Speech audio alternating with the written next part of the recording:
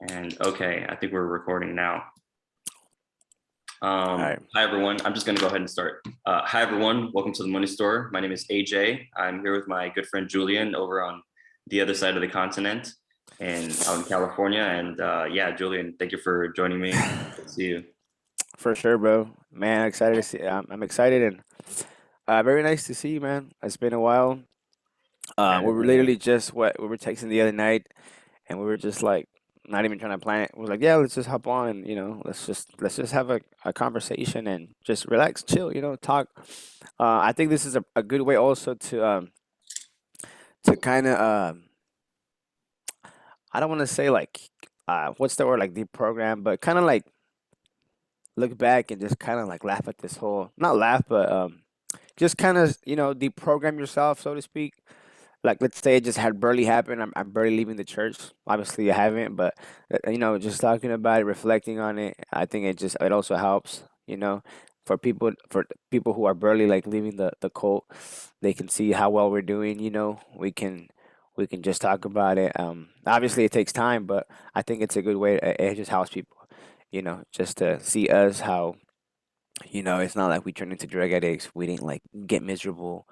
We're Mhm. just, we like to just talk about it and just kind of reflect. And it just helps. I think it helps it helps mature the process, if that makes sense.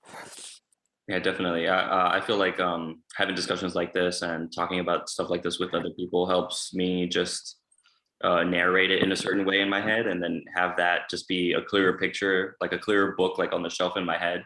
Um, and then for other people, putting this sort of content out there and narrating these things, and articulating certain thoughts and like experiences that we had, articulating that for other people, and just putting it out in the open for them to take it up. That helps. That helps see people where how far they can go mentally, to the point Right. where at one point someone is going to get frozen and think, holy shit, I want to get out of this group. And then having stuff like this out there helps people see where the conversation has gone, like how far it has gone to the point where I can discuss things with people about like things that don't even have to do with doctrine, and we could talk about like the ranches that the Joaquins own all over the place, the different properties, and all that stuff is things that don't happen in front of the Casa Cultural Berea cameras. That's stuff that doesn't happen there, but yeah, having this stuff out there lets people know just how wide ranging the conversations can be, and how uniform the experiences can be to an extent, regardless of where you grew up.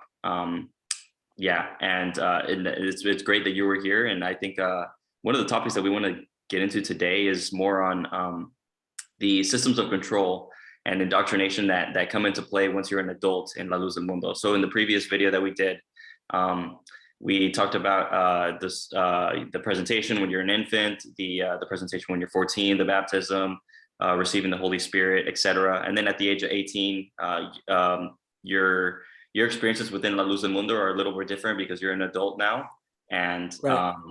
ostensibly you can leave, but of course you probably can't. So we're going to get into that. And yeah, Julian, I'm glad that we did that last time. And actually, within like a past week or two, I got a clip of one of those, of that long video that we did. I just got like a Right. 15-minute stretch of it, and the stretch of it was when we talked about how Nason presented his own child Adoraim and in Yeah. front of Samuel. And then you were pointing out a bunch of just fucking weird things that Nason was doing there. And basically the point of that, the point of us discussing that was showcasing like, hey, look, here's the most perfect man on earth, performing this ceremony in front of the apostle at the time. And this most perfect man is an apostle right then, but he's kind of basic in retrospect, in hindsight, he basically is. And so he's doing this weird like ceremony for his kid, 14-year-old kid, in front of everyone, makes it look like supposedly he has a decision to say no, he doesn't want to continue to be part of this church, but like what the fuck, the thing was so coercive and ugly. And yeah, Yeah. I'm glad we did that, because I'm glad we did that clip, and you did so well. And I think you just put their feet to the fire. That clip is actually probably one of the most popular videos on the channel right now. I'm not too sure who's sharing it. It's probably getting shared in like Facebook and stuff, but But if you go back to that clip that I uploaded from us like a week or two ago, it's at like 4.5 thousand views, something like that. So Wow. that was a big rant, but go on.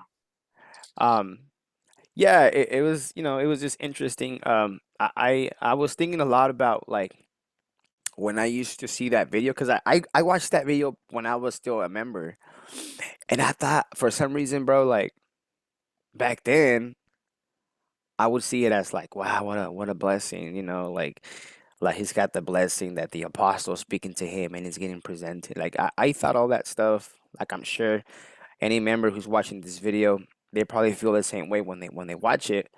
But when you give yourself that time, like me and you, like we're not members of this of a cult.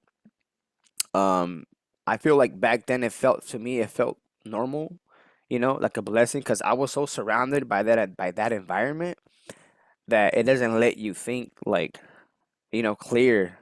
Like if you just show that to anyone like outside the church, someone who's not against someone who's just completely not a victim or whatever, just someone who's just normal. And hey, watch this video real quick. What do you think? Like they would most likely say, hey, that's kind of weird. Like, wow, like what is this? Like it doesn't sound like a sort of like a celebration like at a normal church. It kind of looks more like an initiation to like something where you clearly don't have a choice. So, Mhm. um, we just gotta be honest with ourselves and really look at it and say, hey, this is not right. Like you say, there's free will. You don't force kids, but I mean, yeah, you're not pointing a gun to his head, but you're basically taking away. You're basically telling him, hey, if you don't join, you're gonna be homeless. So, come on. If Adoraim knew that he had a choice and repercussions weren't going to be that bad, a lot of youth would think twice. They would accept that. A lot of them would say, "Hey, you know what? Nah, I don't think I'm ready. I'm gonna probably still, be me. And then when I'm ready, that would be a whole different story. But it's not like that. They're all, they have those expectations. Um, I like that verse from Kendrick Lamar when he says, fuck you and all your expectations, because that's true, dude. Like, they grow up and they're put in this like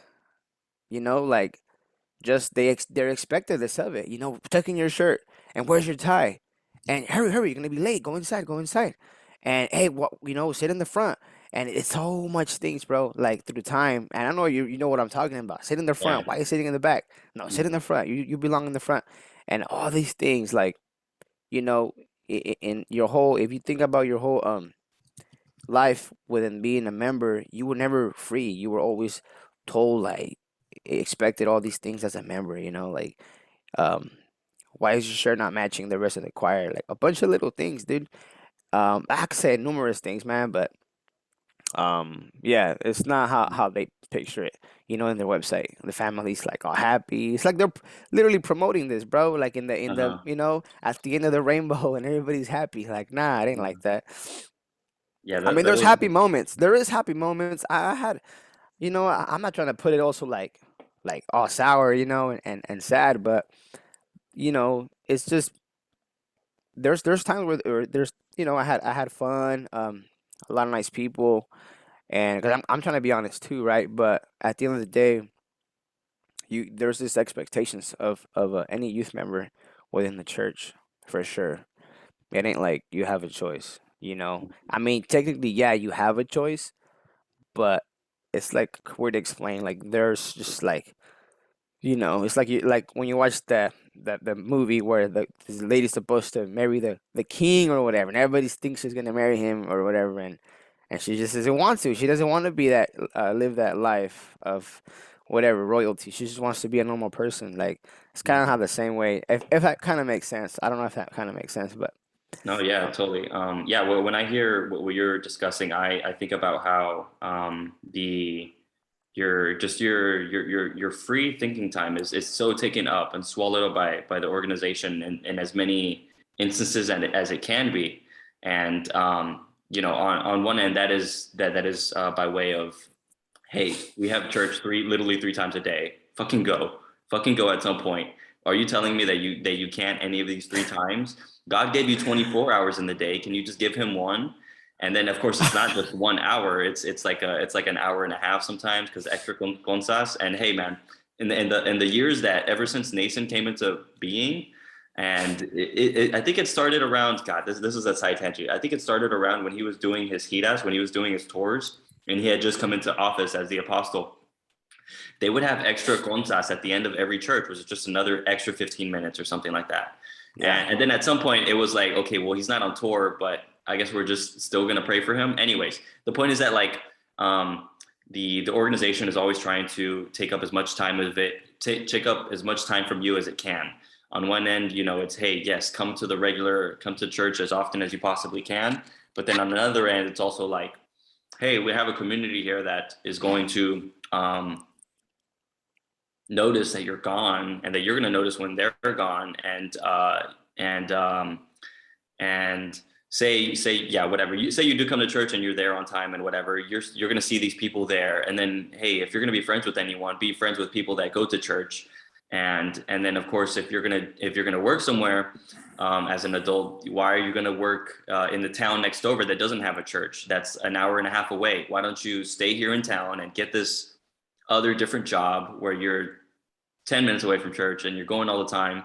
And oh, and hey, by the way, you have a picture of Nason in your house that you see X amount of times a day, that you walk by, that you Yeah. walk by and you see it sort of subtly in the corner of your eye, or just either way, you confront it at some point. Oh, and by the way, you have to pray when you wake up, and you have to pray when you eat, and uh, you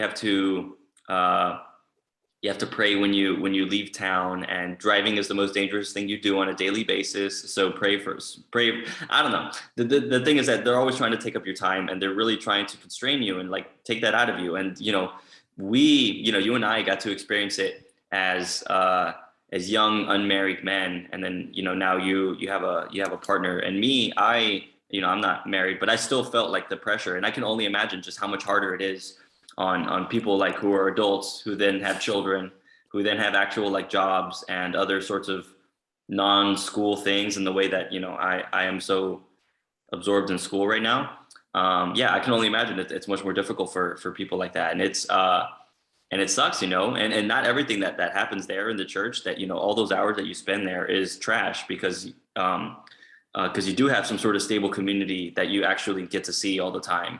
And there is a network of friends that you develop there in the church, more or less, that your kids develop also, that going to the church provides some sort of normalcy to your life on top of whatever else you're doing. I get that, there's nice things there, but ultimately, the central organizing principle for that whole community and everything is a set of dumb beliefs about this man named Nason, and his supposed abilities to like raise people from the dead, his supposed abilities to speak to God and Jesus directly, his ability to divert hurricanes when they're headed for wherever to go hurt people. Yeah, they really try to take up your time, and again, this goes back to what we've been talking about basically this whole time. Is it's very useful to talk about this stuff for ourselves. It organizes all this stuff in our head, and it organizes it for other people in a digestible way that they can take it and then just run with it. Yeah. Um, um, there's a lot to learn. There's a lot of horrible things to learn about this organization. Things that we were taught, day in and day out to not question every day, and we didn't. But then at some point, you just got to break out of the cycle, Right. dig where you actually have to look, and then you're ready to go. Yeah. Do you have any thoughts before we actually like get onto some stuff? But yeah, go on. No, yeah, you were mentioning, if you can't make it at this time, make it at that time. And that's something in this church that in La Luz del Mundo, you know, they find a way to give you your personalized custom lifestyle that fits the church, the prayers. I remember that ministers would encourage everyone, especially like visitas. Right away, they would start to talk to them about, hold on. there was like, if you lived out of town, have you thought about moving into town? We have a building here, it's better for you. It's going to be healthier for your spiritual life if you live in town. Your job, I've told you before, I could have gotten so many opportunities, speaking of like getting a job, and I always rejected them, um, just because it was I had to work on a Sunday, and that interfered with church. 'Cause I used to be in choir. That looked really bad on me. Um, so many things that it's just, you give up on in your life because of this church, and now you see it more like, they're allowing it. Now, I know a lot of members who work Sundays, and it's not a big deal, if you make a lot of money, it's good. If for some reason, like, I don't know why, bro, but like, they're just tougher on those who, for some reason, like, and also, before I forget, I think a lot of the members, um don't understand that the ministers within the church, right? They're ministros or whatever. They don't know the damage they're doing to their lives, to the members' lives, because the ministers, part of them, are also victims of this big old lie, of this fairy tale, and they don't understand because a lot of them are incondicionales. They got married, so, and they've always been surrounded by this whole idea of Nason being like, right, the Superman of everyone. And so yeah, so I always thought, like, when I was breaking out of this lie, right, when I was finding my way out, I would look back and think of like all my ministers, like Brother Jack Freeman, all these people who were like, they feel they, in my mind, like in my heart, or in my, like, in my mental, like deep in my thoughts, I would always say like, but they're nice people, like, why would they do that to us? And then I started to realize they're also victims. They just don't know, and they didn't know the damage that they were doing to us. Kind of like a a snowball effect. It just goes down to the top. And obviously, when we get to the very top, as you get higher to that, to Nason, you start to find who knew, who knew when this happened, who knew when that girl got abused, and they covered this up. And as you get higher, bro, it just gets nastier and dark.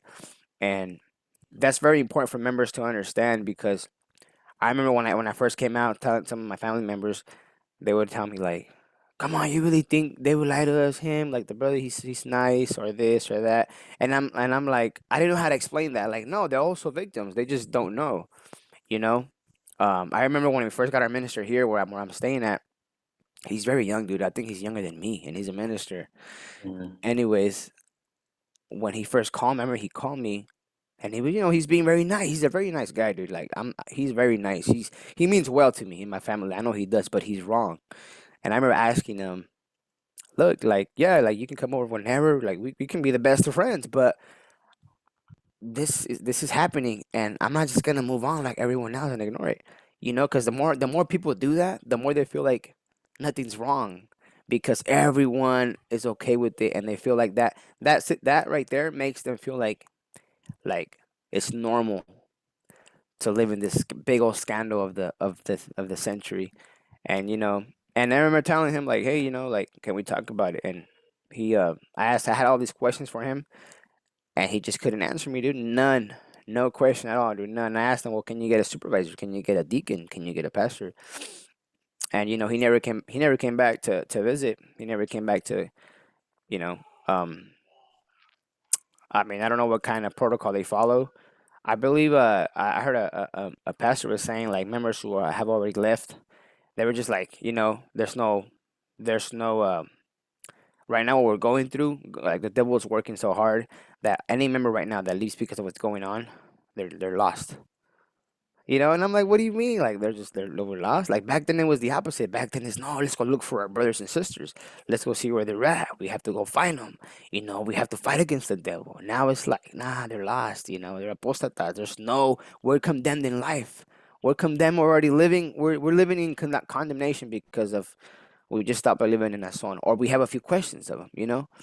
Like, I mean, I don't know, but I know I This just is, kind of yeah. ranted there, This but is a feature of like just being an adult, and this is something I pointed out in a video that I did the other day, where it was just a tour of like weird images of the fronts of churches, right? So yeah, this was a video that I did the other day, and basically I showed people the website, and I was like, look how hard it is to find Nason here. Look how very dumb and vanilla the website looks. But then once you go into, but then here's a litany of images of the actual insides of temples.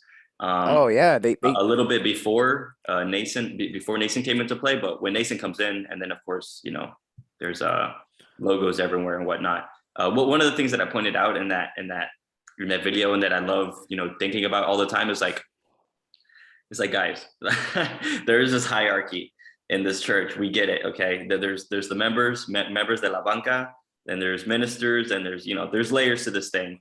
And right. the man at the very top, who's running this whole thing, who has the direct line to God and stuff, we don't have the direct line to him, in that, he has this nice little podiums and thrones and all that stuff, but never in La Luz del Mundo history is there, or never, just never, ever, ever is there a chance where Nason sits up at the front of a church and he's not giving a speech and he's just answering questions like a town hall, like, just imagine that, like that seems like to make sense.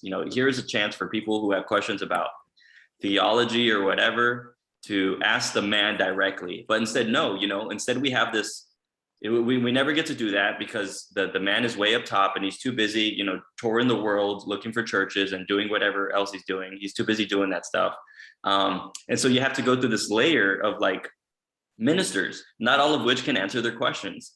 And then some of which, there's a certain class of ministers that are incondicionales, unconditionals, which means that they literally just sign their lives away to whoever's the apostle at the time. And this is where arranged marriages come into play. So yeah, but basically the point that I'm pointing Yeah, out is that, like, when you become an adult and you start to, develop your own manner of speaking and your own life and your own set of values and personhood separate from your parents, and then perhaps a little bit different from those around you in your community. You get to that point and you're an adult, and then suddenly you're not in kids studies anymore. You're an adult in La Luz del Mundo. One thing all the adults should notice is that there is never an opportunity for Nason to just sit up in the front, and there's no, without the hype party around him, without the choir, without the fucking trumpets. Maybe leave the red carpet there for him if you want it that bad. But, like, never is there an opportunity to talk to that man directly in some capacity, in some sort of dwindled down way, because when people always see him, there's just always fucking hype around him, right? And there's yeah, a fucking hype man, and then he comes in whenever he wants. He doesn't exactly come at the time that church starts. It's so stupid. It's so dumb.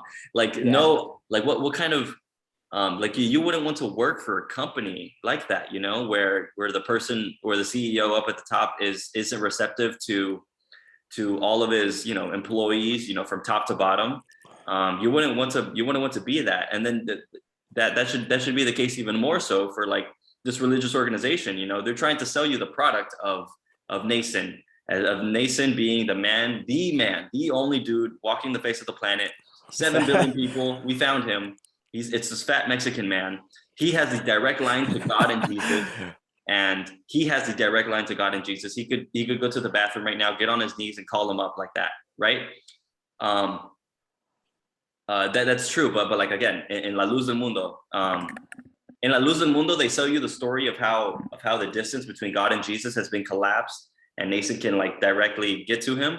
Well, but we can't get, we on Earth, us mortals, can't even get directly to Nason. And that's because, the only way Nason is going to present himself in public is, with the hype party, with him as a product, with his Oh image yeah. being sold on Bibles and hymnarios and all that junk. Yeah. Do you have any thoughts on that? No, yeah. I think. Can you hear me? Can you hear me? Yes.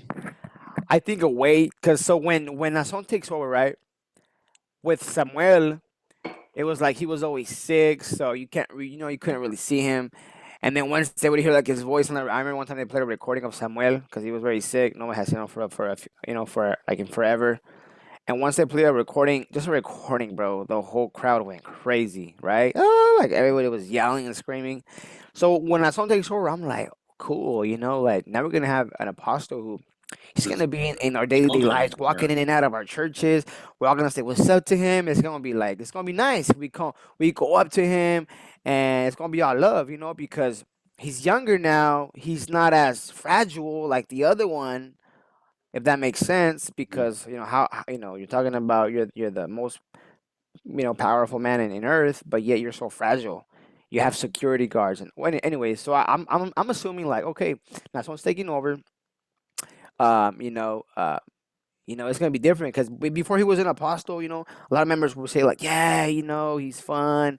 We played this with it, tennis or whatever, not tennis, but uh, Volleyball. volleyball, and he was like, oh, whatever.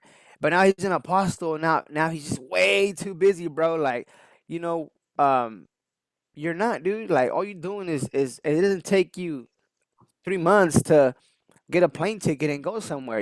Like it takes literally a few minutes to plan a trip.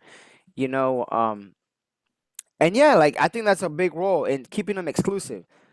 Because if the members were so used to always seeing him, like normal, like a normal member, they will start to lose this, like it's like you're not gonna see. I'm not gonna see Leonardo DiCaprio here, where I live on the daily. After a while, I would see him as not a celebrity, but just as like a normal person. You get what I'm saying? I would start to lose that excitement if I was to see him a lot. So in that song, they have to they literally had to rebuild that with him because he wasn't as exclusive. Even no, actually, okay, scratch that. Even though he was the apostle's son, the Joaquins have always been like this exclusive, like, oh, he's the son of the apostle, like, oh, that's his nephew. You know what I'm saying? Like people always feel towards that, towards the family, and I think that's not right. You talk about equality, you talk about this and that, bro. They're the same people. You know what I'm saying? I don't get how Abdiel Joaquin shows up on this like crazy bro BMW one day. Crazy BMW shows up to take a prayer. Yeah, he sits in the back, and we all have to give him money. They told us before, show some gratitude by giving the money in his hand. And members know this. Like, I'm not making this up. I'm not trying to be like hating. It's just facts. You put some money in his hand, 20, whatever you have, put some money in his hand. Oh, yeah, and make sure you teach your kids the same teaching. Put money in your kids' hands and teach them the right way. Give them some money. And that way, my kids, I would put money in my kids' hands, bro, so that when they shake his hand, they would kiss his hand, they would give him the money also. So, um, yeah, I think that's how they keep him exclusive. They don't want to show him so much around people. So when he finally pops out, like the crowd goes wild and they sell them. They sell them. Dude, this is what they do with like rappers, dude. Like I follow Exactly. a lot of underground rappers, and maybe they don't have a big crowd, but there's always like a DJ or a hype man, and this is part of it. They basically, the what I'm trying to say about Nason is like it's a lot of pyrotechnics, it's a lot of theater. It's like this is orchestrated stuff. This isn't natural. Um, it's not like he actually, just walked out of his house and then you actually burst into tears because you really felt it really powerfully and whatever. No, it was because like you're wearing white, everyone's wearing white around you. There's fucking trumpets over there. There's fucking like everyone's busy. The streets are full. Um, is he gonna come out from his house? Is he gonna come out? Is he gonna walk over there? Is he gonna go in the fucking tunnel and come out from the bottom of the wedding cake church? Like Yeah. it's a bunch of hype, dude. Why couldn't he It just worked. pop up out of this? Uh-huh. Why Uh-huh. couldn't he just pop out of the stage? Just there already.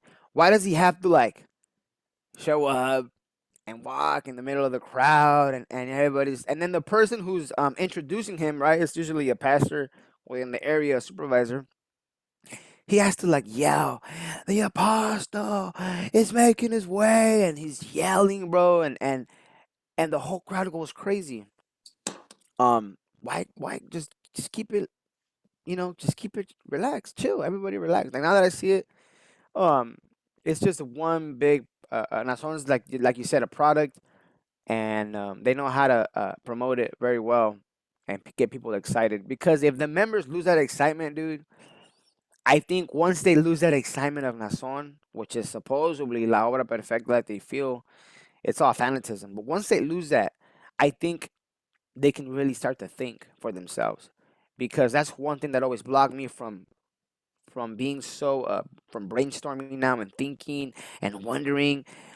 having this like, this feeling towards my son would block me from going beyond my questions. I remember I told you before, when I'd be home and I would imagine, what if none of this was real? Like, I wonder what my son does when he's just home. What kind of shows does he watch? What kind of show did he watch as a kid? Did he watch The Simpsons, King of the Hill? Like I just, and I'd feel so out of place thinking these things about an apostle. Like, oh, that's his personal life, Julian. What are you doing? You're sinning, dude. Like, don't. I always wonder, like, I would try to see, because our brain wants to picture him as a normal human being. But I bet you a lot of members don't even think that of him. Like, what did this guy do throughout the whole day? Is he always working like they say he does? He's tirelessly working? Of course not, dude. If he's not, he's not. Um, Once we start to think all these normal things that humans do, then you start to lose this, like, fanatism starts to, like, die off, and as it dies off more, you're able to think more and not feel so bad about thinking. I know it kind of sounds kind of weird. People would probably say, like, why would you feel bad about thinking? But literally, you do. When you're thinking about the apostle and just the most normal thing about him, I would feel like out of place. I would feel really like, I'm making the biggest sin ever. So that kind of falls into, like, why they have to promote this man so much and keep him at this, like, level of, like, a god or something, like a little demigod or something.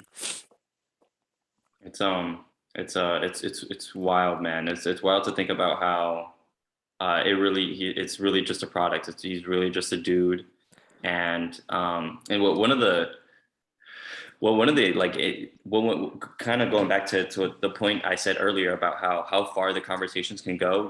On one end it's about, yes, we can talk about Nason and La Luz Del Mundo, but on another end, like I'm always a big advocate of, like, pushing this conversation not just to being about La Luz Del Mundo and whatever else, but about, like, cults in general, because it's not just Nason that is hyped up and sold, like, in that way. It's other people it's other, like, crazy just men, men typically, that just start talking about themselves and start doing shit, and just run, like, big weird organizations like that have parties, like fucking, like show La Luz del Mundo members, like all the La Luz del Mundo members can be sat down and explained Scientology and shown videos and all that stuff of this inside of the temples, of their history, of David Miscavige and who he is, and, like, L. Ron Hubbard and how much we know about him and how shitty of a person he was. Like, we could show La Luz del Mundo members that, and then, ask them, like, what do you think? Is this a cult? And they'd probably say yes.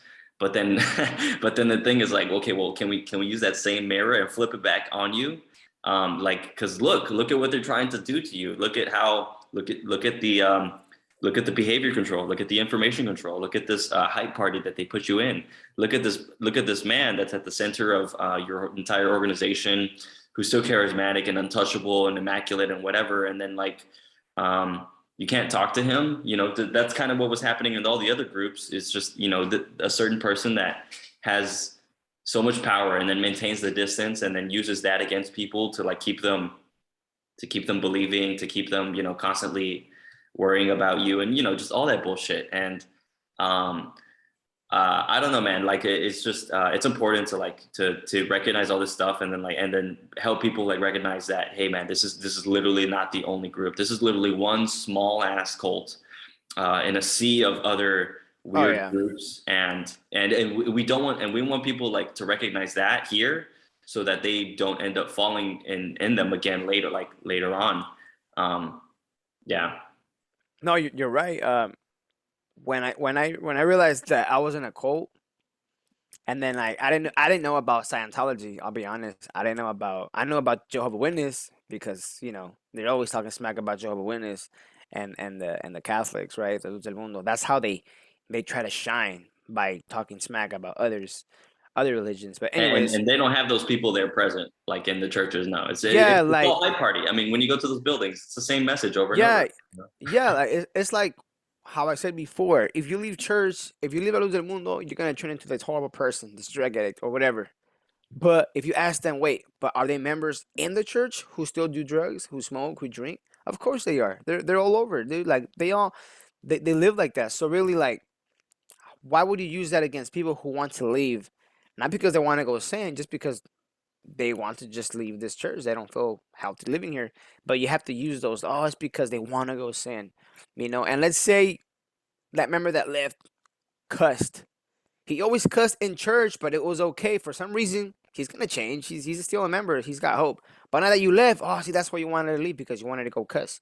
So I don't know how to put it. Like, they don't see their flaws within themselves inside. And when but yet when they look outside, they see the world like this dark place. But yet it happens also within the church. You know, I could name a group of people, that I know. And when I was in church, I always think that, like, but they're members and they're gonna change and it's okay. But for the ones outside, I just thought like they're lost. They're going to hell the second they die, and Hmm. it was just weird.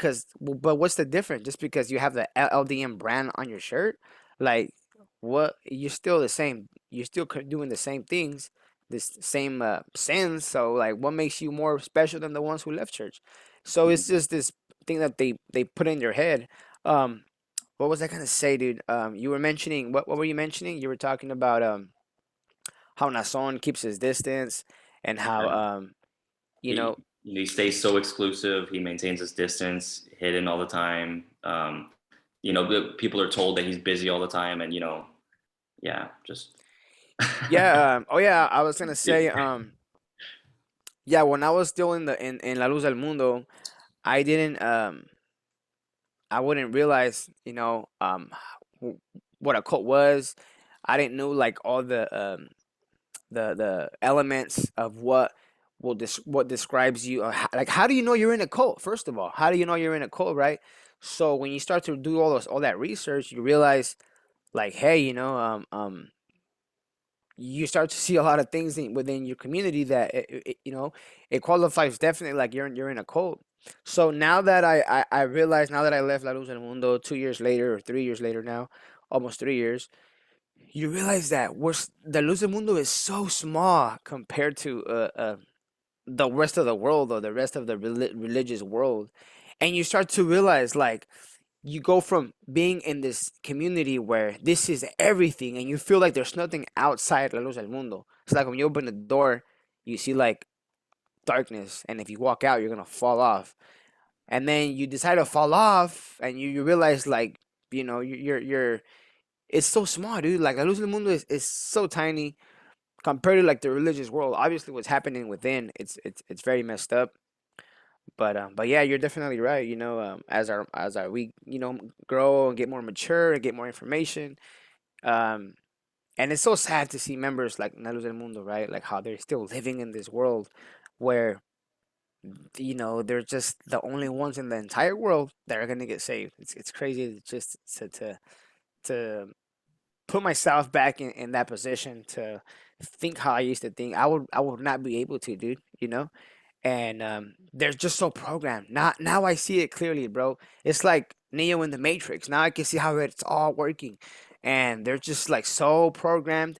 Um, you know, and the main thing that makes them feel like everything's gonna be okay is the fact that they're like in this little group where, well, the brother hasn't left. So I mean, I used to always think that too. Like, I wonder who's already doubting, or, man, like, if I leave, damn, like, what if I'm the only one that leaves and nobody else leaves? So no, everything's gonna be okay because everybody's still here. Everybody still came today. Everybody's still coming. So, but I always wonder, like, within themselves, do they ever just stop and just think, just think, like, you know, Nason, like, he's not out yet, dude. How is the case? What do you know about the case? What do you know about what's been happening, the development of the case? And it's And like that thing about the town hall, like why can't we do that with the bishops? Like there's fucking like a dozen of them, 2 dozen. I don't care how many there are. Like, well, why wasn't it's just one way communication is yeah. like people don't notice this that the organization, the mouthpiece of the organization is going to feed you a certain thing, and it's not going to tell you everything. And like why don't they have a fucking like a town hall And maybe don't even hold it in church. If you think that the church buildings are just for religious stuff, okay, fine, don't do it. Just go hold it somewhere else. Just whatever. The point is that like the information control people, there's information control, and these people are not being transparent with you. Well, clearly not. We come from a church where we used to attack other religions about they're lying to you guys. You guys are fools and this and that. But then look at your spot. You're so high in this pedestal that you don't even question these people, that the hierarchy, that you're just blindly believing their information. Like, bro, it doesn't take so much. Just go in the court and just find out, And it blows me away how they won't want to do that because they completely, to them, that would be like a disrespect. Oh, no, I'm a member 100%. I have total faith. Therefore, I don't need to check any document work or anything. And that kind of falls more into not faith, but kind of like loyalty to the apostle. And this kind of goes back on how they have this like their nature is more militant than actual faith. Because if it's like for the reasons of what their beliefs, like salvation, you have to have some sort of conviction of what you're believing is true. What's so wrong about making sure? But they flipped it. La Luz del Mundo has flipped everything into loyalty. Don't question. If you're loyal, you shouldn't question us. If you're loyal, you shouldn't do this. You shouldn't be, talking to these people who left. They flipped it. So if La Luz del Mundo can go kind of take a little pause and look and see, hey, we're acting like loyal slaves, literally at this point, So that kind of blows me away how they're able to take their minds and flip it in that way where it's not about, hey, we believe in this because it's this. We believe in this because this. Like, no, all that's gone out the drain. We're loyal because he's the apostle. We're loyal because, we they would never lie to us. We're loyal because this or that. Like, and where's your own self? Where's your own self of freedom in your brain or question or like what you would do, right? When I would say when you're buying a car, where's your like, where's the time for you? Like, it's not there, and yeah, that's something they really use a lot within La Luz del Mundo. And then imagine now you're surrounded by a bunch of people who do doing the exact same thing. You would feel like it's completely normal. Yeah, it's one thing I didn't mention earlier in when we were talking about like constrictions of your time and your thinking time and stuff. Man, dude, like I don't know, I'm some chunk of time through my life, and I reflect on like where I grew up, and I think a lot about like that like several mile stretch of Highway 59 that I grew up along in Houston, where it was just like there's church, there's school, and then there's work in between it, and I was stuck there. I was literally stuck there for like, I lived so much of my life through that one like 5 mile radius or something like that in Houston, and one of the big forces of that was church. And it was just like, yeah, here is church. It's present right here along the freeway. You're going to go to it all the time.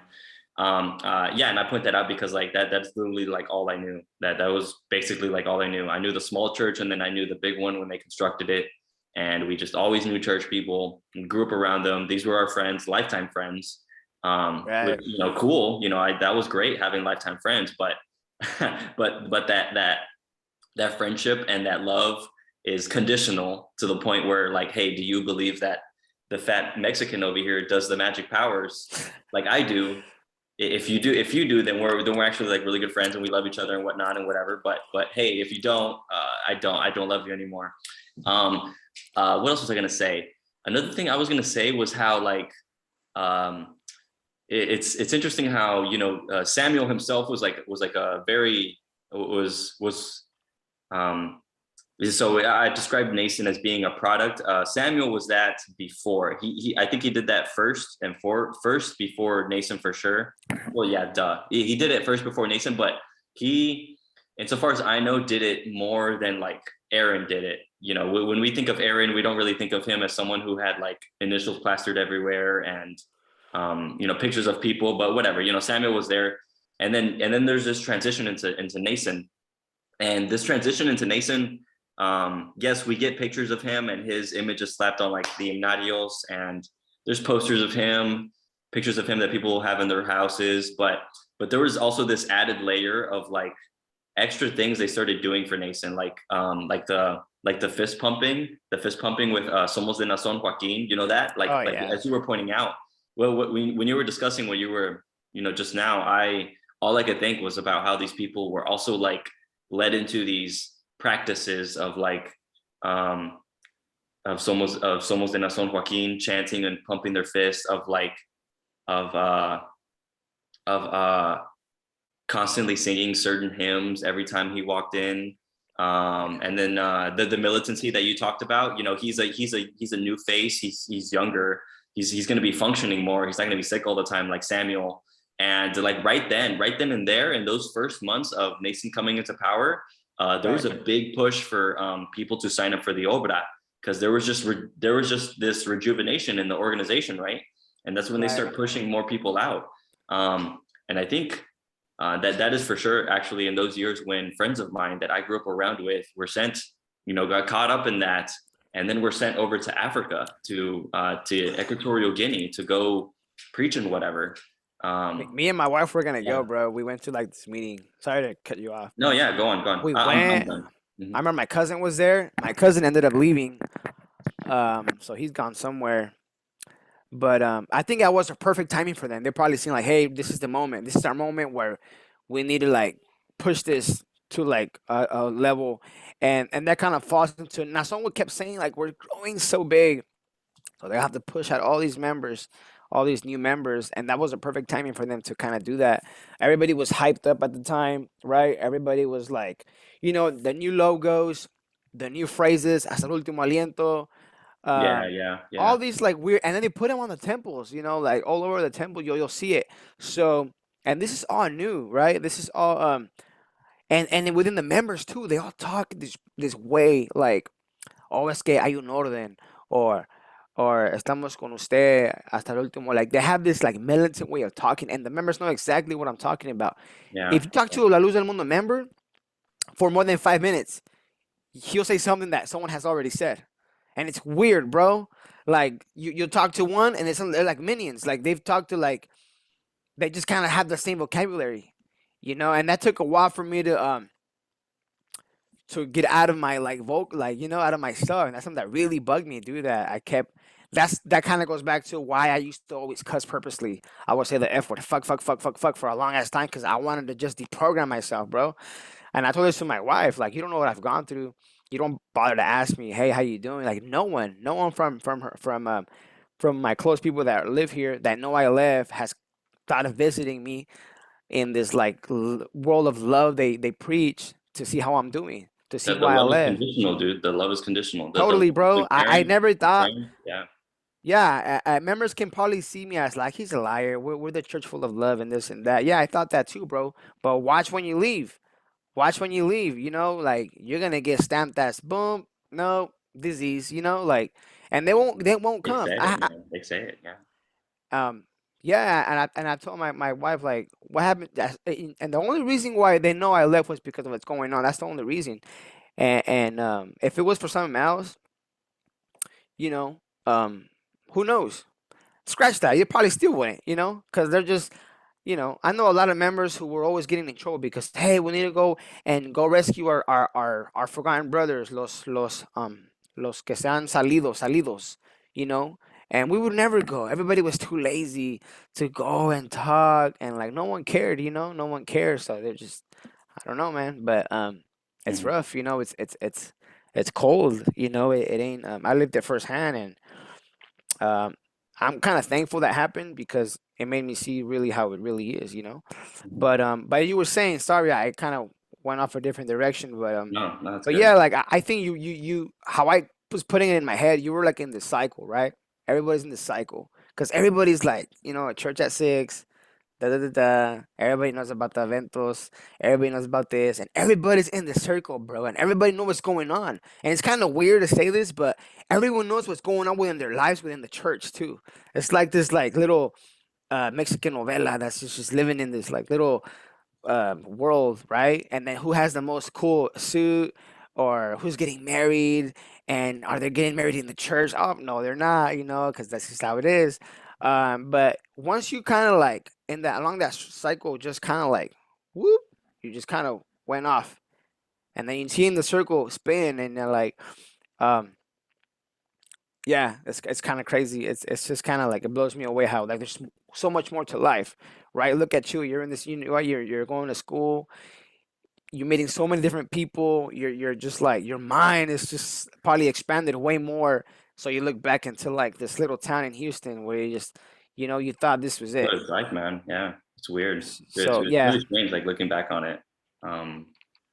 And uh, yeah, it's daunting. And this is why like content like this is being made, is because like I kind of wish I had someone like me there who could just like, who just say the things and just point it out and just fucking like put it on paper and show people that like, hey man, this whole thing is so stupid. Like, this whole organization, it's so fucking dumb. It's like, it's so fucking dumb. Like I can literally walk out this house and start behaving in the way Nason behaves, and try to get people to believe me. It might work, it might not, but it depends. These sorts of groups grow in a certain context, and now the group La Luz del Mundo finds itself in a different context where there's the internet, and there's a bunch of people like us that are just talking a bunch of shit and really undermining everything like right at the core of them. And these groups can stop existing. But basically the point is that again, this group, this set, the Luz del Mundo, yeah. the set of ideas, they're so stupid. They're like really dumb. Well, think like It's dumb because the man is right there, and he has all these magic claims, and they don't happen right before our eyes. It's a matter of feeling. It's a matter of going to church a bazillion hours, programming yourself, and shutting, quieting down certain voices in your head, and surrounding yourself in the merchandise, and going to church all the time, being one of the organizing things on your clock every day. yeah. There was something else that I was going to say, and I totally forgot. Well, okay, here it is. The other day we were texting, and then at some point I was like, yeah, dude, I'm at the gym. Nason's fat ass is not working out at the gym there in jail. Okay, maybe we know this. Like, we know this. You're all okay. Here it is. You know that fat ass is not working at the. Yeah, dude. Okay, but this is an epiphany that I had when I was at the gym, where I was just like, damn, this fucking stupid cult. And then I was like, oh my God, this fat man fucking has all the time of his life right now. When he's not meeting with his lawyers, and when he's not doing whatever else, he literally has time to do things, and he's not doing them. One is like, just do some push-ups. Anyways, but beyond that, he's apostle. The apostle doesn't need to do push-ups. He has a spot reserved in heaven. This body is temporary. It just doesn't matter, right? Okay, but the man, Nason, right. We're told that he's converting people inside the jail. These people don't come out and talk to us about it, and something. That sounds like a lie. I don't see him. I don't see anything like that. And if anything, like, just what basically the point that I'm trying to get to is that, like, what is the best possible thing for the apostle to be doing right now with all the free time he has in that jail cell? He could be writing a New Testament. He could be writing like the Third Testament right now, but he's not. Like, he's just not. Like, we know this man is not magical like he says he is. Everyone, he says that he talks to God and Jesus at 5 a.m. every day. And right. No, he doesn't. Like, Bro, he actually doesn't. think about it. Like, just like, think. Remember that you're here. Remember the Luz del Mundo. That you're watching this video for whatever reason. Just think for a second. This man talks to God. He knows the answers. He knows the future. Apparently, whatever.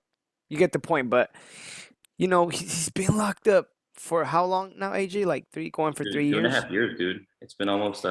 Like, why can't he just say, "All right, God, that's been enough. I've been sacrificing enough, And I get it. Apostles go through this, but I need to get out and go finish business. I'm getting old. I'm gonna die soon. So the gate of salvation is gonna close, and the whole world needs to be saved. If Nason, by the way of his health condition and his looking right, he's not gonna last any like.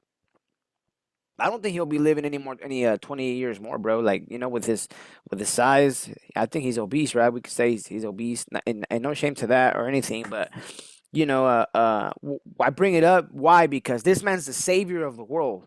That's why I bring up his health condition up, not to like talk smack. I'm not the healthiest person, but I'm just saying like this is a man who's saying he's gonna save the world. To any member to think, yo, you got literally 20 more years, 25. Let's just say 25. This man is gonna die in the next 25 years because he's old. He's gonna die eventually. Whatever. Who's gonna be next? Like, I would be panicking right now, dude. I would be like, yo, what's gonna happen? And that kind of goes back to when Samuel died. Everybody was like, God's gonna come, God's gonna come, God's gonna come, because someone's about to die. But yeah, think about that, dude. Like, he died, nothing happened, and they sold you this biggest story, dude. Now it's his son Nason. Now what's gonna happen is, I really don't know what's gonna happen when this guy dies. If his son Adoraim is gonna take the charge.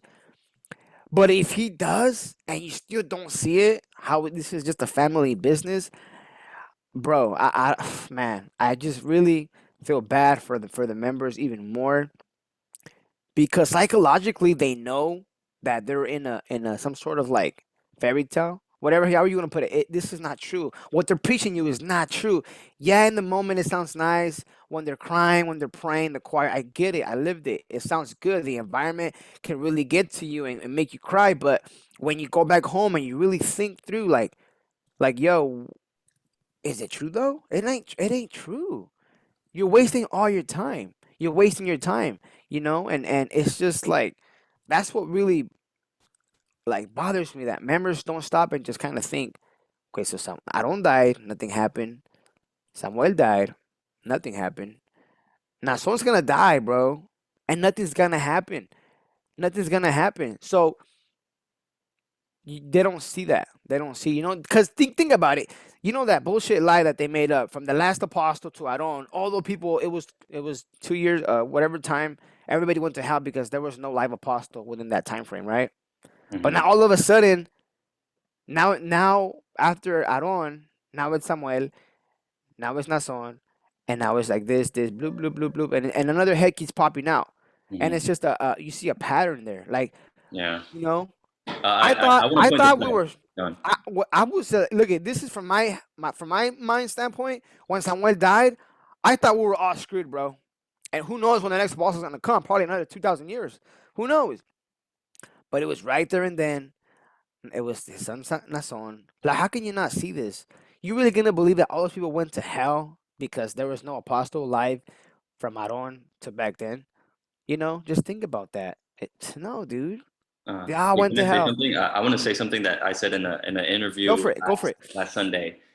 This is a point that I made back then, and I want to make it here again. It's like, dude, imagine, dude, back in the day when Jesus was around, and fucking God had like 12 goddamn apostles, like right there, 12 of them, just literally a whole soccer team, like of apostles there. And then now in the present day, when the world's population is fucking gigantic, and Luz Del Mundo is just the smallest little community in the planet, God only has one apostle. Like, it's so stupid.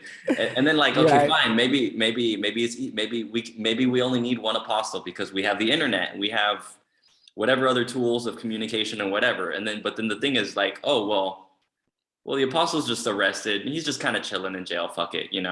This dude could be writing letters and books to just random people all over the planet, or just, I don't know, man. He could be doing something, but he's not doing it. And like this whole thing, it's a farce, man. This is just some sort of pseudo spiritual family royalty. Like this is that's all it is, and they sell it to you. Julian, maybe you can confirm this, but dude, in the days of the Holy Supper, you know how sometimes they would hold the church oración inside of the building, but then also there's people outside in the streets. in Right. the provincia. Sometimes, and then they would have church like several times a day. So, there's always people outside chilling and sitting out there listening to the word of God, right?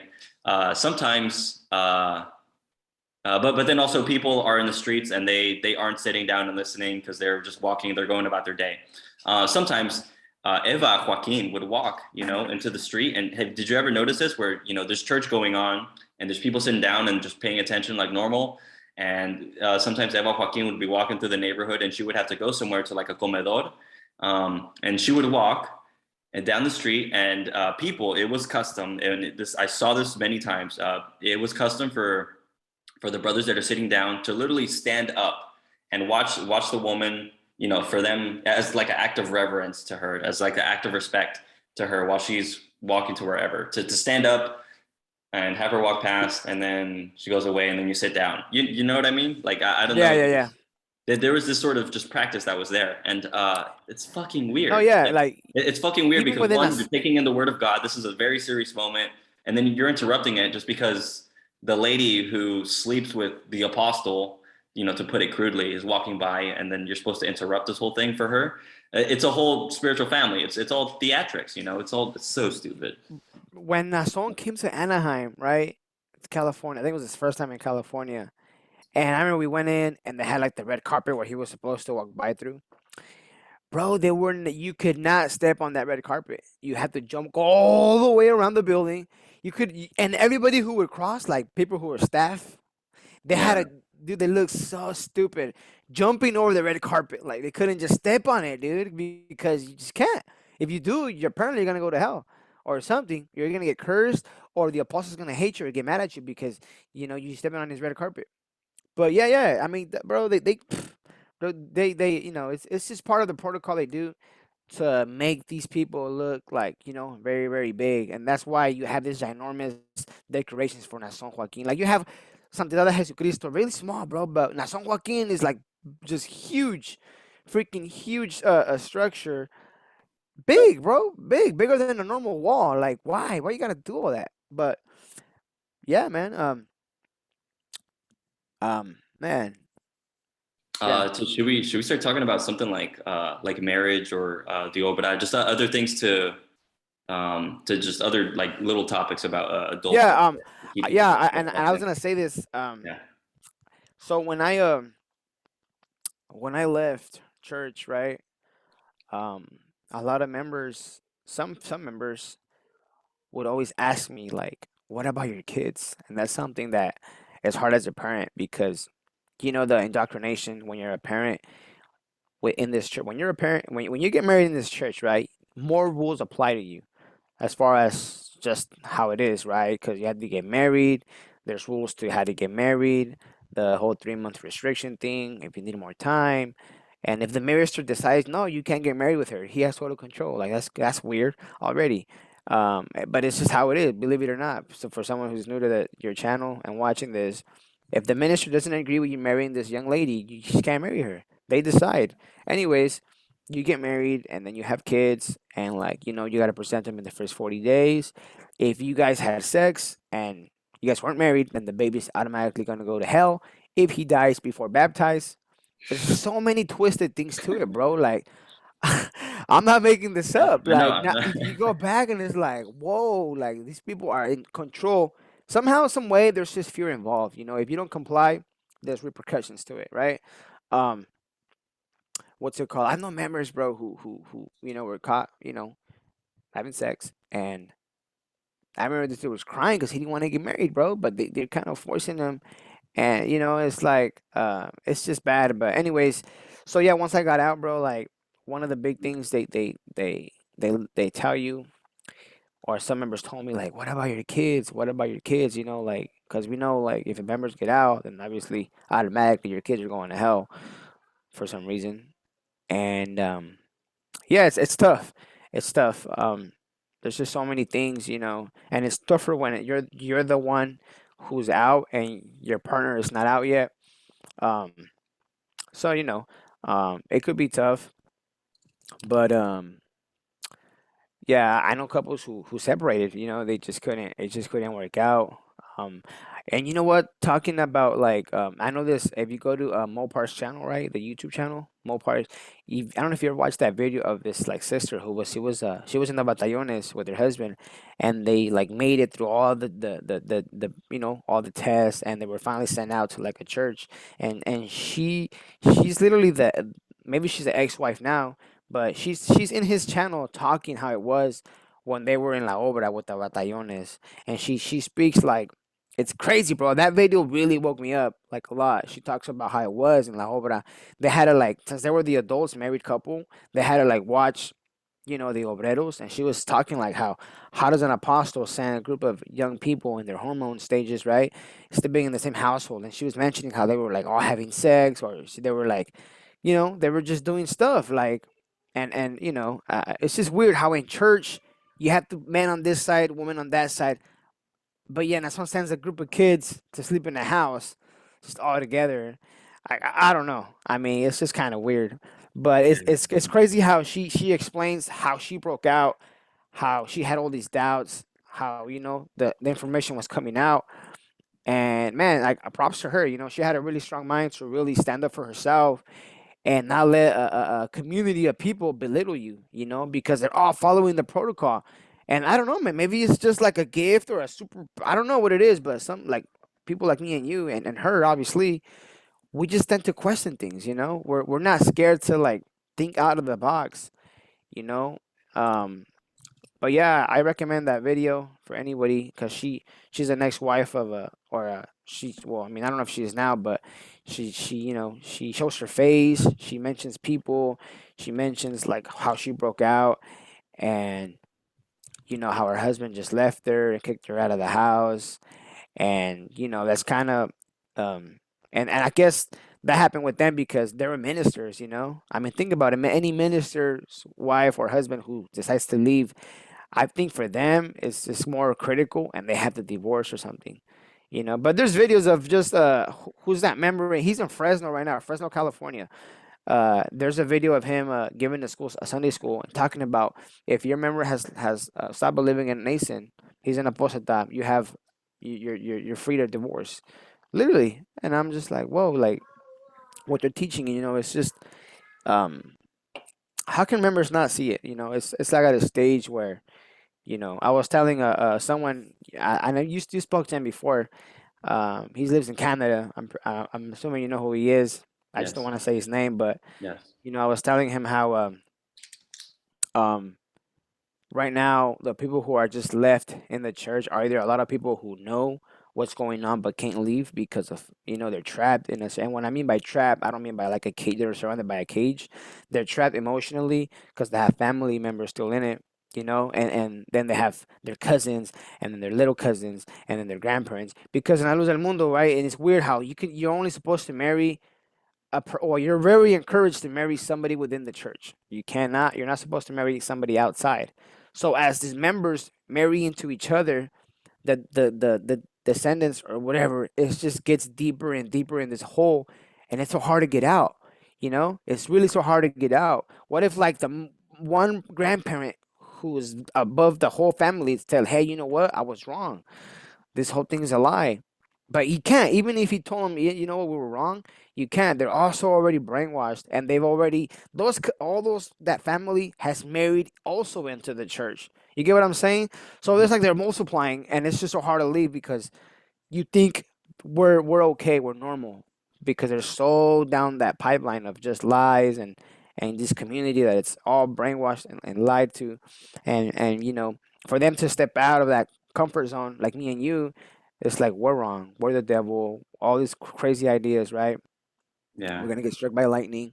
So it yeah, the marriage part aspect is kind of more tough. It gets into this higher level of control of and you don't realize it. It happens so quick. You know, you married into another family and then their family is just like if not even way more fanatics, right? You walk into their house and the same protocol you see in Nason's you have to see Nason's poster somewhere as you walk in the house. It's gotta be there. And they say this because when a visitor comes to your house, you know, boom, they'll question it. Hey, who's this man? And oh, that's an opportunity for you to preach to them. And it's just like it's just crazy, bro. But definitely yeah, it's more tough, you know. It's sad. Um, Me as a married person,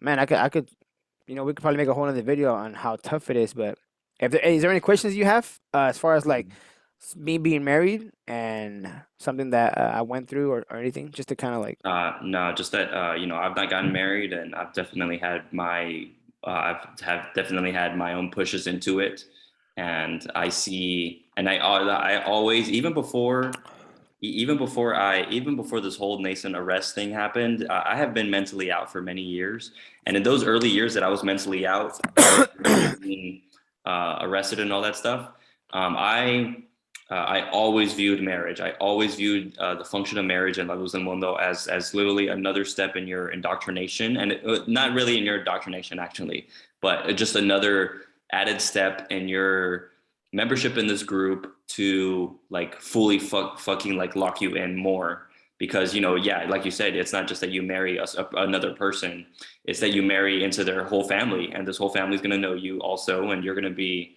maybe they're going to have the same sort of beliefs and different, they're going to have the picture of Nason on their wall and whatever else.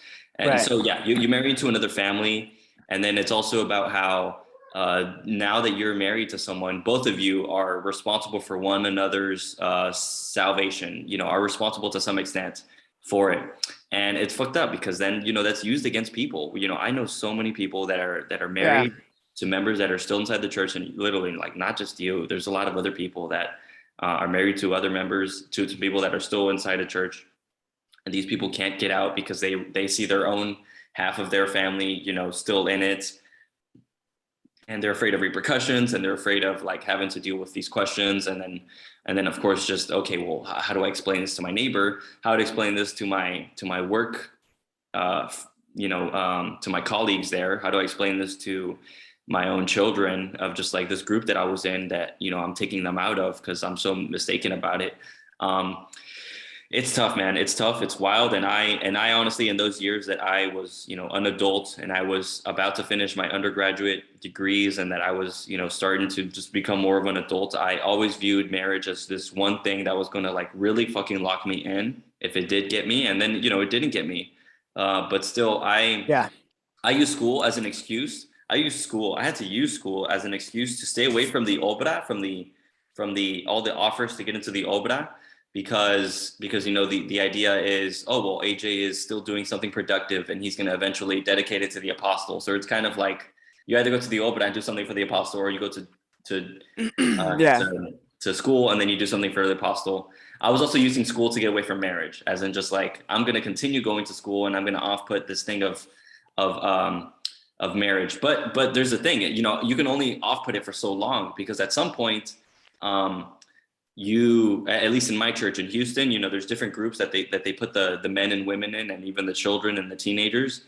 One of the groups that they put you in as a young man, well, first you're like a teenager, right? And then at some point you're an adult, and then there they put you in a group that is jóvenes varones something to 26, 27, somewhere there, 20s. Oh, the solos. When you So haven't got married yet, you're at considered some like point they move you into the solos. At some point around the yeah. age of 30, let's say, In they, English, they it's move you called into the solos. Yeah. in English it would be called the loners. That's Yeah, the so fucked loners. up. It's literally that. It's the loners, the Yeah. unmarried, the bachelors, and Yeah.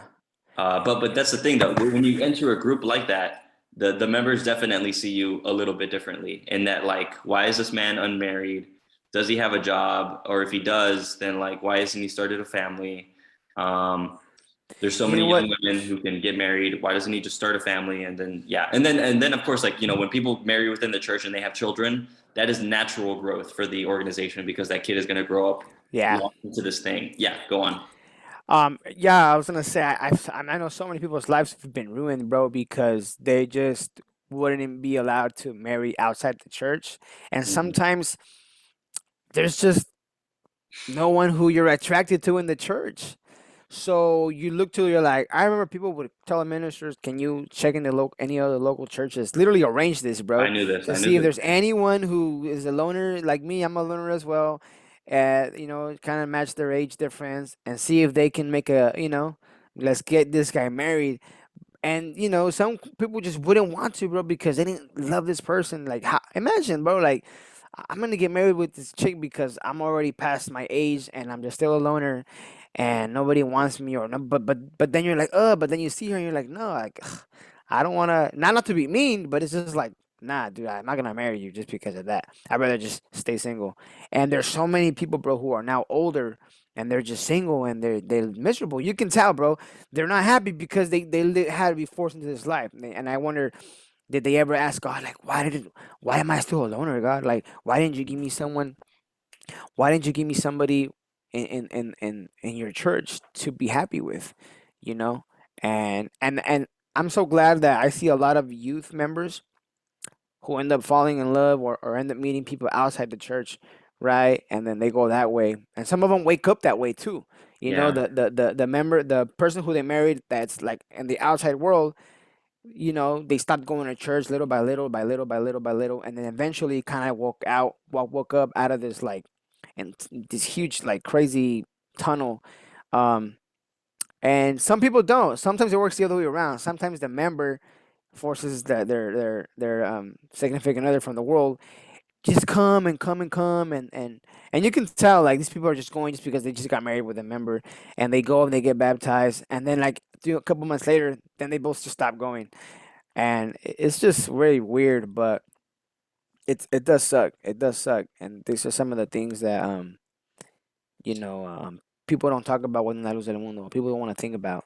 Um, Personally, me, And the love is conditional there too. You know, that is that's romantic love. That is love for a lifetime and whatever else. But you're taught to make it conditional to this person. You know, the moment this person wakes up and rolls over and looks at you at 9 a.m. on a Sunday morning and says like, "Hey, bro, I don't believe in the magic dude on the wall." yeah. You were taught to just completely to shut it off and, you know, kick this person out and move on with your life, and it's terrible.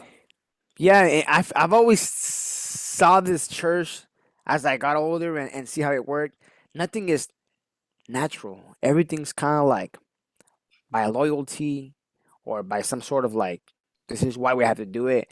And in between all this, your lifespan, there's gaps. If you can find the gaps and the loopholes to see the glitches of why this thing's not working out anymore. Look where it's at. Now, someone got caught. You know, this man is not who he says he was. Like, scratch the whole case. Just what is he doing flying in an airplane with a young woman? You know, just that. That's undeniable. It happened. Just that right there, bro. Just explain that. The holiest man. Why is he flying in a private jet with a woman way past his age? Just why? Just answer that. You know, answer that. And anybody, any member, forget about the horrific crimes he's being blamed. Just first focus on that. Just answer that. Once you can answer that, then you can continue on. So that explains why this. And then once you answer that, then you can explain why this happened. And if you just go down until where we at today, everything just makes sense. This guy, you know, this is why he's in jail. You know, it's not because he chooses to. It's not like, yeah, I'm the apostle right now. Why am I still in jail? Because I want to. I'm in total control. I can just, like you said, boom, appear in Guadalajara when the moment I want to. And he can't, dude. Like, come on, he cannot disappear from his cell and reappear in church. Like, there's no way. And we've been told that he can. That's what's crazy about it. We've been told that this man can do that, but yet he just hasn't. He hasn't. And then the moment he does it, you know, I'm shutting down the channel. Like, I'm shutting this down, and you and I aren't gonna talk anymore, and I'm gonna convert back. Like, Yeah. just show me the magic powers, man. Like, it's easy. It's so easy. That's wild, bro, to just Yeah. believe that. Just, I think if we ask And, members that, it would literally like, they'll probably have like a glitch. Like, bro, you know, why didn't he just talk to the judge and use his wisdom of words, the words of wisdom, and his charisma, and all his superpowers he has, and gets out this instant? Like, it's just, bro. See, this is the thing though with La Luz del Mundo members is that, you know, you and I can sit down with a La Luz del Mundo member, and we could point out to them that, like, hey, here are all these other supposed holy men walking the planet that we don't believe in. So, you know, we can sit down and talk about like L. Ron Hubbard, like, hey man, L. Ron Hubbard, here's who he was. You and I, La Luz Del Mundo member, we don't believe in him. Or hey, here is Keith Raniere. This is what he did. Here's what he said about himself, et cetera, et cetera, et cetera. We don't believe in him, right? And we can, you know, we could just find a bunch of cult leaders and just sit them down in front of a La Luz Del Mundo member and explain to them who this person is, and we can agree that we just don't agree, that we just don't believe in this person the way other people believe in this person. The only thing that we're asking about La Luz Del Mundo members is that they do the same thing, but just one more, like it's just one more person. So for us, you know, there's a gigantic body of people who claim magical things about themselves that we don't believe in. And La Luz Del Mundo, you know, also believes that all those people aren't magical, but they believe in this one dude who is magical. And we're just asking them to just apply the same sort of scrutiny to this one dude, but they don't do it because the entire church, the entire hype program, the entire agenda day in and day out is just hype around this thing, and we're always right, and we're the only ones who know this. Just it's so stupid. Another thing that I was going to say about and it gets deeper once you have the kids, once you have to present them, and you feel like now it's just like the whole cultural lifestyle of La Luz del Mundo. It just really gets a grip of you like venom, you know, and it's just like you're all entangled in there, bro. And it's just it's hard to free your mind. It's very tough, but yeah, man. That's why hopefully, you know, us having these conversations can really like tell people like, hey, it's okay, bro. Like we've gone through that, you know. Yeah, man. But what were you saying? Sorry, I cut you off. I was saying something, and I had already forgot it. I'm not too sure. It'll have to come back to me later. But basically, here's what it is. It's like La Luz del Mundo is this group that has a set of ideas around a certain person. You know, essentially, it all boils down to that. These people have a certain idea about a certain person, and they believe it en masse. And you know, we see the videos. You know, when he does his presentations, the trumpets and the hype party, and people crying, and people get, you know, squeezing up against the aisle while he's walking down the aisle, and he's praying. And he has this fucking magical throne around him. It's all a hype party, right? It's so stupid because like we La Luz del Mundo is a group of people that has ideas around a certain person that apparently, because they're a group, it seems okay.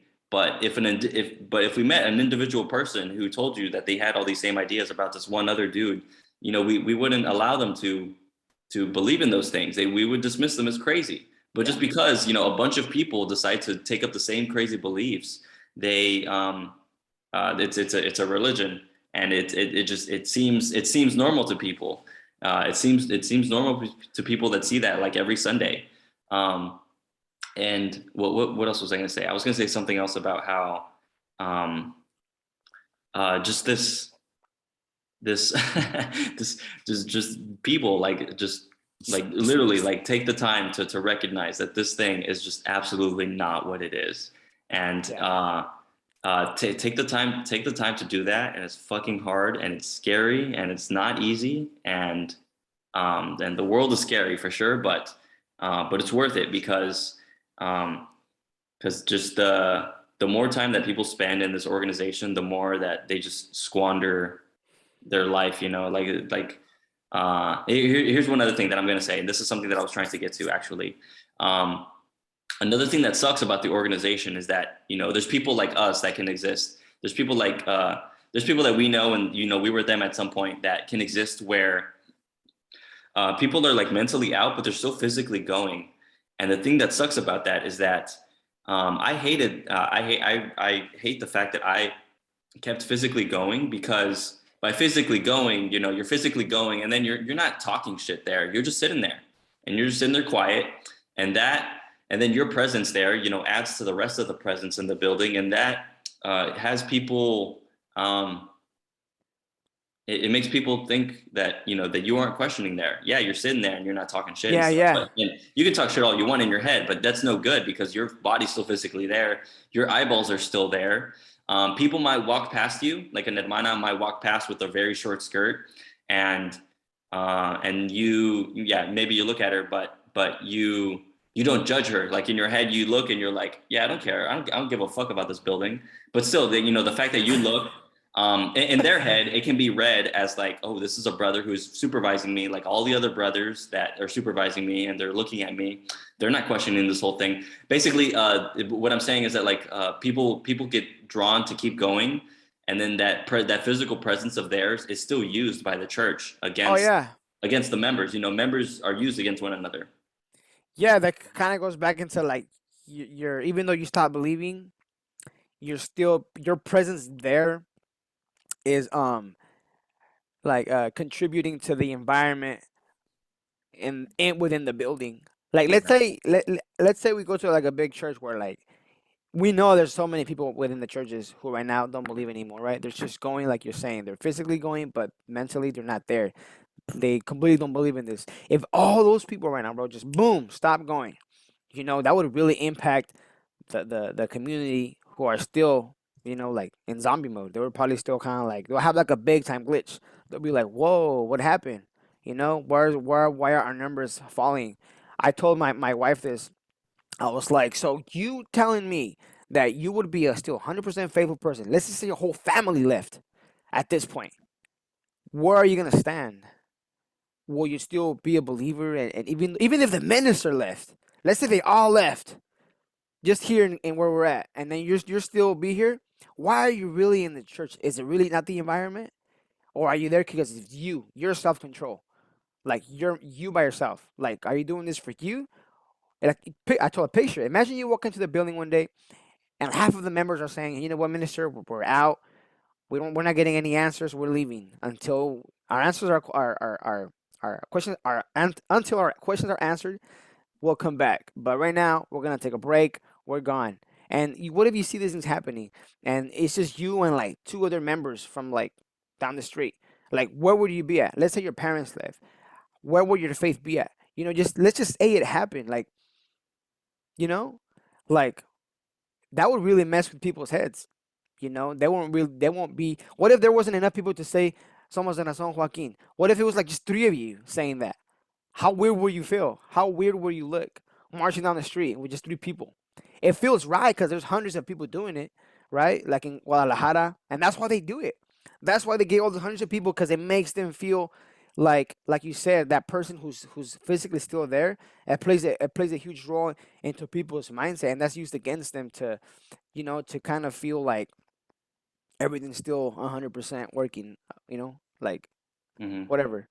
But yeah, I always ask members, what if Nason is not an apostle? What if he wasn't? What if he lied to us? What if this whole thing was a story? Let's just say it's true. Okay, he's an apostle. I get it. But let's just say he wasn't. What would happen? How would that affect your life? What would you do? Where would your mind go? And they go in blank, bro. They can't think that. To them, it's not an option. That's why I feel like when you mention like they're easy to recognize the different cults, different leaders, and everything. But when you flip it on them, they just can't, because their whole lives revolves around it, and they just can't, they can't. And that's something that's very hard for them, I guess, especially when you're married and you have kids, it's even worse. I took a lot of stuff when I found out and I came out, uh, as a doubter or an apostata. I came out with the questions like, hey, why is this? Why did you say that? And everybody was so scared, bro. Everybody was just like, no, let's not talk about it. Let's not. And instead of it should have been the opposite. It should have been like, what? What? What? You know? Call the minister up. Hey, did you see the news? That's not the reaction at Luz del Mundo, bro. Hey, what just happened? Why is this? No. What they've done is La Luz del Mundo, the hierarchy has stepped it up, and they already knew it was gonna happen. So and nobody watched nothing, And those who got to kind of sneak out and watch something, now look at it's me and all the members out, and we're the bad guys. But I mean, I wish just people would just really like, and I think it's gonna happen. I had a question for you, AJ. What do you Yeah. think is gonna happen if Nason gets found? And I get this question asked a lot by my friend from Canada. He's always asking me, hey, what do you think's gonna happen? You know, if he gets found guilty, you think a lot of people are gonna leave? You think a lot of people, and that's just really the a lot of people's hope that once he gets convicted, um, La Luz Del Mundo is gonna disappear. Mm. What's your input on that? What's your feedback on that? I have my personal, but I want to hear yours out first before we I before we wrap up the video. Yeah, definitely. Let me know how you are on time. Also, as time Yeah, I got goes like on. 20 more minutes, but just Yeah, basically, what do I think? Okay, so I definitely see the eventual conviction of this man as being incredibly important. It's going to be very important for just having something slapped on the having something just slapped down there, and having a decision made, and then having that resonate throughout the La Luz del Mundo community. I no, it also depends in what shape that comes. Is it the case that the trial is going to come out with some just horrific details, and these details are going to be so overwhelming and so um, documented and explained, and and whatever else in that courtroom, it really matters how that organization comes out, how that information comes out. Um, of course, people are not going to be seeing the material that they're going to be showing because it's sensitive, but I just hope that the discussion that comes out of it, maybe there's just a bunch of details that come out in like a certain news story, and that that will be part of the impact in those days when the dude is also being tried and convicted, and the decision and the jury and whatever else. Another thing that matters whenever that happens is if he takes the stand. Just we've heard his voice. We've heard his voice in the fucking in the hearing sometimes, and his voice is just nothing there, just absolutely not booming in the way it would be in different rooms when he's at the front of a fucking throne and whatever else. He's in a different context. Um, I uh, just pictured the judge asking a Mr. Nastola, and he goes, "Damn, Yaki." yeah, just so stupid, man. I can imagine Sorry, like go. this man's so just dumb. He's pathetic. So that matters. But basically, what I'm saying is that for sure the conviction is going to matter a lot. I've talked about it. I've talked about making that moment a moment where there's just a lot of fucking heat, and so what I'm saying is that the thermometer is going to go really high up, and while it's on its way there, with time going on, we right now have to make the playing field very fucking spicy. We have to put content out there like this all the time.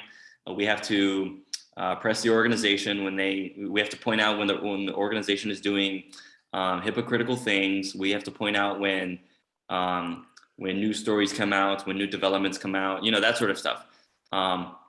The conviction is going to matter, and it will be a moment when people get out. Will it be a moment when a fuck ton of people get out?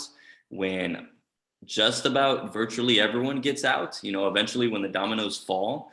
I don't know, but it's going to be very important. And the thing is that while we're going up to that time period, let's make it all the much more important. Let's make it really hot. Let's make it really hot and spicy, where we've just put so much dissenting content out there in the world that people are catching on, and people are tired, and people have grown impatient, and their patience is going to be at a fucking it's going to be nearly 3 years by the time the trial arrives, and by the time it ends, it would have been 3 years since the dude first got arrested in the first place. I think it matters a lot. For me personally, when it comes to when will my family actually just break and actually come out and start talking to me and something, and I don't know, it might be then. They might stay, who knows? It also it depends on a lot of things, but that moment for sure, a conviction is very important, and I'm Right. living for that moment right now.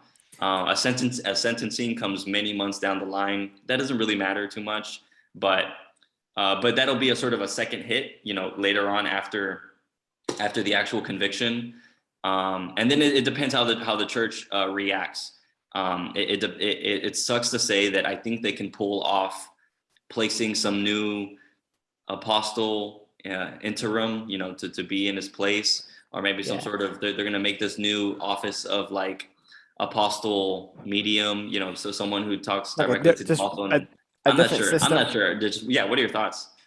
My thoughts is, bro, like I've been watching how this thing has been developing, right? So when he first went to jail, every member had, even me, right before I left, we all had this like security that he's gonna get out one way or another. This man's gonna get out. That has just been so watered down to like now. Yeah. You see members like Pronto even if he does, saltar is even not yeah, afraid. it was this like 100%. He's gonna get out, no questions about it. He's the apostle. This man's gonna get out. Just watch. You just watch. You just watch Superman fly out that cage and break everything out. Right. Yeah. That has been watered down so bad to like if he doesn't get out, it's because of this. Oh yeah, if he stays in there, it's because he's a true apostle. So you see, I can see the how they've watered it down to like they're accepting it now, so to speak. If you get what I'm saying, Hmm. they've accepted it now, and Yeah, it they took moved the them two goalposts. three years. Yeah. Yeah, they've been like, and I'm like, what happened to your hype? What happened to Nason? Ripping his shirt out and just saying, "Screw you guys." I'm going back to Guadalajara. I'm going back to my my private jet lifestyle and everything. Of course not.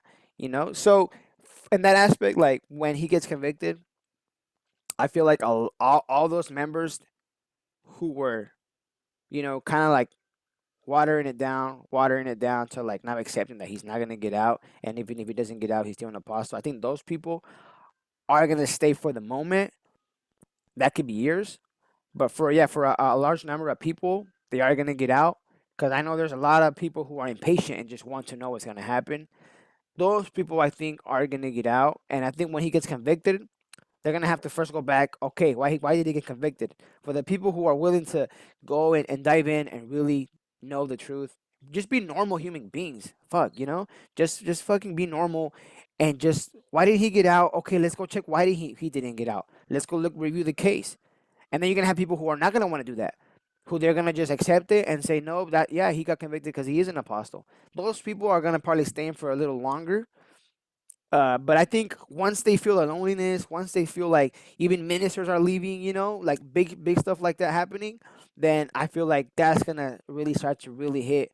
But that could be years from his conviction date. You know what I'm saying? It could take Yeah. time, but I feel like that's kind of what's gonna happen. Because it's gonna really take a hit on what you were saying on all those people who were there physically, and just their physical presence was given the whole, you know, the whole party a little like, a little like a mouth to mouth kind of like, CPR. keeping it lit. Yeah. Once those people are Okay. gone, it's gonna make the people who were so brainwashed kind of like, whoa, like it's down to like three. Damn, the choir's down to like one. It's gonna really hit, and it's gonna feel like, and that's gonna really mess with their heads. And man, I'm just hoping that it doesn't affect the people who are very like who are gonna take this very bad, like seriously, like I'm talking like suicidal stage, like That people who they're are going to not know what to do. So many people have given so much, bro. Like money, my grandparents, bro, so much money, bro, so much money in this thing to get to buy that Fresno building, dude. Man, I'm talking thousands per member, dude. It's crazy, right? So, I mean, they've invested so much time and energy, sweat. I know people who've died building these temples in Mexico, right? We heard the stories.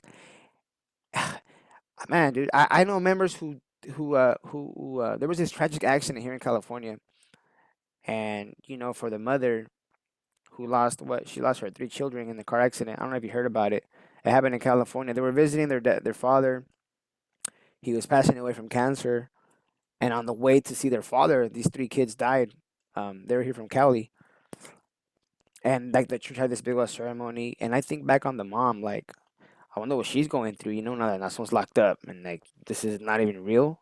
Like it's just very bad. So many people that lost members who think their family members are somewhere in the secure place because Nason magically took them there.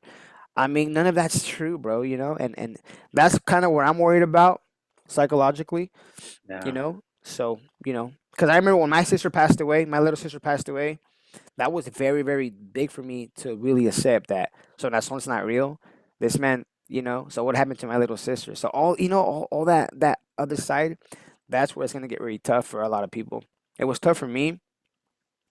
It's gonna take a lot of self recreating yourself, investigating, and just learning, and I'll be real, not giving a fuck, because a lot of it you gotta not give a fuck. If you give a fuck, you're gonna get caught up in some shit, and then you're gonna get depressed. So you have to sometimes not give a fuck, and that's the reason why sometimes I even cuss now. Cause honestly, it helps. I don't want to, but I know it's inappropriate, whatever, And members use that against us, That's what's so it gets me pissed, bro. That but he cussed. No, yeah, it doesn't mean fucking that someone's not guilty. Fuck, Yeah, dude. Like, I painted my hair recently, right? And then this is something that people have been pointing out when I do so interviews. yeah. So now Well, when your I whole do like channel's fake. yeah. So and the thing is, and people, there's been like some homophobic stuff of just like me being gay or something. But the thing is like, guys, like, hey man, like what this doesn't fucking matter. What fucking matters is like right here. Like I'm telling you to get the fuck out. And actually, once you get out, like you're probably gonna want to fucking paint your hair too because you feel crazy. Yeah. So I I definitely thought about it, bro, because before I was a yeah, truck do it. driver, I was a barber. Sorry to Okay, bust your ass. yeah. But yeah, hey, I would cut people up who go dye their hair and give them a nice haircut, bro. And I was digging it. But obviously I'm freaking stuck in a trance here with freaking church and this whirlpool Yeah. of just fucking emotions and violations and fucking whatever. But No, yeah, and yeah, it's gonna be hard, like you're saying, and people know this, but like people like you and I are here for them. On one, yeah, we're taking the time out this morning at the time during of church to talk shit, and it's useful for some people, but then also, yeah, people need to know that we're also here like one to one if they like to speak about something, and someone like yourself and like I know what it's like to have an inbox like fucking full of like some strangers that straight up reach out to you because they'll tell you their story and they just want some help and they want to talk through certain things. Yeah, we're here for them. So yeah, I definitely view that moment when the conviction comes as very important. It will give a weapon to people that are physically in and that are mentally out and that are trying to get out. It'll give a weapon to people like me to it's new information that we get to wield around. It's a yeah, new development in the whole saga that we get to wield around. The media is gonna take hold of that and probably put a lot of pressure on church spokespeople to speak and to do interviews and stuff like that. So that'll matter. So yeah, we're all going to get a weapon when that conviction comes, if and when it does. I'm pretty sure it will. But yeah, and with my answer earlier, I was just trying to say I was like, we aren't really sure what kind of shape or what kind of weapon it is. And the shape of it, matters with like, is Nathan going to testify? Is the jury going to be like full on like just so flabbergasted about what they were shown, the evidence that they were shown? Is Jackson going to say something stupid? Is he going to, you just it matter. It's gonna those details are going to matter. But yeah, conviction is going to be very important when it does come, and it's going to be hard. When people get out, it's going to be like really hard for that, and I think it's really our responsibility as people who have gotten out already to start to really like work on ourselves as much as we can, because later down the line we're gonna have to start working with a bunch of other people, and yeah, and we have to be healed, deprogrammed to a certain extent, in order to be able to help others when it's their time to get out of this thing. Yeah. How are you on time? I think we're about to wind down. yeah. I got like 3 minutes. So Okay, anything yeah. close? Do you have any closing thoughts? Anything? Yeah, floor's yours. Uh, no, man. I'm just, I'm glad I got to talk to you. It just Yeah, feels good definitely. to just kind of touch up and we didn't really have nothing planned today. We just kind of just kind of wanted to talk and catch up on things. There's so much stuff I want to say, but I can't because of the case. Um, but yeah, man. Hopefully, we just keep staying in touch. Not I was asked earlier by someone, am I jumping back? Am I going back in this and being active? And I told them I don't see it as like uh, uh as an like as an as a I don't see it as like something like a barrier, like, oh yeah, I gotta go do this now. That's just like, I just feel like it's something very normal. I don't feel obligated. It just comes natural, you know. Hmm. Because if I see it as like, you know, to do it as like like something that I have to do, then I feel like I'm not doing it out of like uh, um out of love or myself, or I know I'm genuinely just doing it to really pretty much what I'm trying to say is when I was in my early stages of getting out, I would really have loved to see videos like this. It wasn't a lot, you know. It was you know, not now 3 years later, everybody's coming out. So you know, hopefully all the members, when this thing goes to trial and whatever happens, they can, you know, watch our. I'm pretty sure a lot of them are gonna see our videos, you know, down the line. Yeah, So yeah, it's man. that also matters because they'll look at us and they'll see, yeah, he grew a mustache and he's not, he's not fucking like he's not like going to hell. He's not homeless or just Yeah, through yeah. the He scare said the F. tactics that they put into you. Yeah, he They'll said the look at F us and word. they'll see that we're normal, that we're just normal people.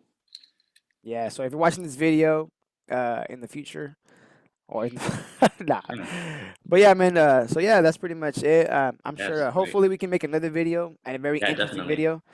I know this was kind of more just like not planned, but hopefully we can make an interesting video. Yeah, Um, one thing that we could probably do, and I'm not too sure if you're open to this, but we could watch the announcement of Nason when he does his thing, when he presents himself, and just, there's a bunch of stupid things that he says or that he is points there a out way? that we could Like, talk about. I'm not sure if I'm going to do that alone or if you want to do that together, but that's an idea. I'm down to do it together, but I Okay. have to be scheduled like you know, probably with my wife being here actually, just to tell Yeah, her, hey, you know. we'll figure it Um, out. but yeah, yeah, man, for sure. Okay. But it was nice Yeah, talking man. to you. Yeah, for sure. Always good to talk to you, Julian. Thank you for coming on and just discussing this stuff. And again, just thank you to everyone for listening to this. I hope this is useful. Let us know if you have any comments, questions, concerns, complaints, anything like that. I will put Julian's email in the description box if you guys would like to reach out to him. Otherwise, be sure to interact with this, to engage with this content, like, comment, subscribe, leave your thoughts down below. Give any suggestions of anything. It helps legitimize this content to the YouTube algorithm. Engagement is free, and it helps boost the channel to some tiny extent. But then it also boosting this stuff also helps it get on the radar of La Luz Del Mundo people who, when they look up La Luz Del Mundo, they're probably going to find the regular La Luz Del Mundo videos, but they're going to end up finding us, and if us taking up some amount of space on their screen sparks up their curiosity in any tiny bit, that it's worth it. It's worth it. It really is worth it to have them touch on this thing and be confronted with just waves of truth and truth bombs.